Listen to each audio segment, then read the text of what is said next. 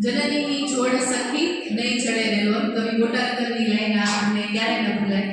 અને માં તેમાં બીજા બધા વગડાના માં, જેની કોઈ ઉપમા ન આપી શકાય એવું અદ્ભુત સર્જન ઈશ્વરનું એટલે માં.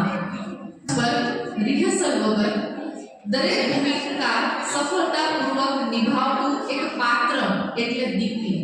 અને આવી દીકરીની કેટલી મહત્વકાંક્ષાઓ છે, કેટલા સપનાઓ છે, અને આ